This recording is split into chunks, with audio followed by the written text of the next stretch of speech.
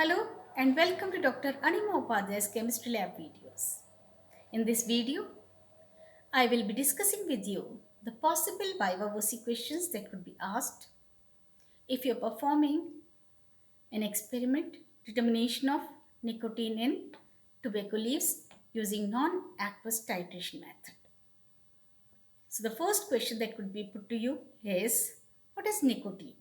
And your answer will be, nicotine is a chemical compound that contains nitrogen and is a very weak base. You can also reply that nicotine is a nitrogenous alkaloid or a pyridine alkaloid. Which parts of tobacco plant are used to extract the nicotine? The nicotine is extracted from the leaves of the tobacco plant.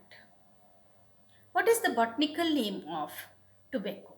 The botanical name of tobacco is Nicotiana tobacco. To which family does the tobacco belongs to? It belongs to the family Solanaceae. What other fruits and vegetables contains nicotine? Potato, tomato, aubergine or brinjal, green pepper, and even cauliflower. They contain nicotine but in very low concentrations. What is the freshly extracted nicotine looks like? The freshly extracted nicotine is pale yellow to colorless. What happens when it is exposed to air and light? The color of the nicotine changes to deep brown. What is the titrant used commonly for the determination of nicotine in tobacco leaves? Perchloric acid and glacial acetic acid is employed generally for its determination. What is the indicator used? The indicator which is commonly used is crystal violet. What is the color of crystal violet in base? In base, crystal violet looks like violet in color, which turns to greenish yellow in acidic medium. Is perchloric acid a strong acid? Yes, perchloric acid is a strong acid. Is it stronger than sulfuric acid? Yes, perchloric acid is stronger than sulfuric acid because the chloride ion is more electronegative than sulfur. What are the other indicators that can be used other than crystal violet? The indicators other than crystal violet that can be used for doing the non-aqueous titration are quinaldine red, oracid blue B, thymol blue, malachite green. Can we use some other titrants instead of perchloric acid? Yes, we can use potassium methoxide in toluene methanol, quaternary ammonium hydroxide in acetonitrile pyridine. But when we are determining nicotine, perchloric acid in acetic acid, glacial acetic acid is the best option. Is nicotine carcinogenic? Nicotine is not directly carcinogenic, but when it is consumed, it releases a hormone in the body called dopamine, which is also called happy hormone, and it controls the brain and the body parts. And this dopamine starts a process which starts making malignant cells in the body. And this process is called EMT, epithelial mesenchymal transition. It also starts speedifying the formation of new cells in different parts of the body, which are often seen in the tumors in breast, colon, and lungs. So, indirectly, we can say that it is carcinogenic. It also shows withdrawal symptoms. Is nicotine highly addictive in nature?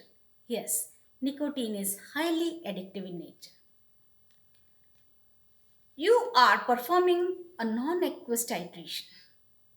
Why don't you go for a classical acid-base titration? Because a non-aqueous titration, we can determine very weak bases and acids very accurately and precisely. But in classical titration method, extremely weak acids and bases cannot be determined with such a high accuracy. This is the reason we go for non-aqueous titration method when we are determining very weak bases or acids. So, can you tell what are the limitations of non-aqueous titrations? The limitations of non-aqueous titrations are we should avoid water and carbon dioxide. Also, the temperature should be maintained. Why the water should be avoided? What happens if the moisture is high in the titrates? If the moisture content is high, we know that water acts both as acid as well as base. So if it is present in combination with a weak base or an acid, it will compete with the weak base or weak acid, and in turn it will affect the sharp end point by itself accepting or donating the proton. On what principle can you explain the non-aqueous titration method? On the basis of Bronsted-Lowry theory, we can explain the reactions and the process of non-aqueous titration method. The results that are obtained for nicotine is expressed in what terms? The results are expressed in the terms of percentage. What is the solution used to standardize perchloric acid? The perchloric acid is standardized using potassium hydrogen phthalate and the crystal violet indicator. What are the advantages of non-aqueous titration technique? The advantage is that very weak acids or bases can be determined with high accuracy and precision. How is the non-aqueous titration technique comparable with highly sophisticated methods like gas chromatography, HPLC? The results which are obtained by the non-aqueous titration technique are comparable to highly sophisticated and expensive methods like GC and HPLC. How do you say that the non-aqueous titration technique is a better method than the expensive and sophisticated methods? The non-aqueous titration method is better than the highly sophisticated methods because this method is rapid, simple, with high precision and accuracy, and it's a direct method of titration. Whereas the sophisticated methods are multi-step processes and they need highly expensive instruments. Can we determine the endpoint using potentiometer? And then what will be the electrodes employed if you are determining the endpoint through potentiometric titration?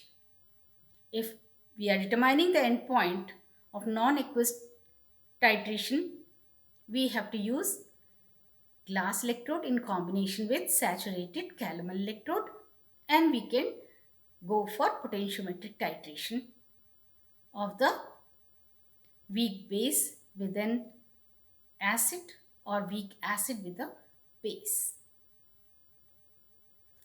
I hope I have taken almost all the possible viva voce questions, and it is going to help you to a great extent. Please don't forget to share my video among your friends so that they can also get the help before their examination. Keep watching my videos. Also, don't forget to subscribe my channel. Thanks for watching. Take care of yourself. All the best.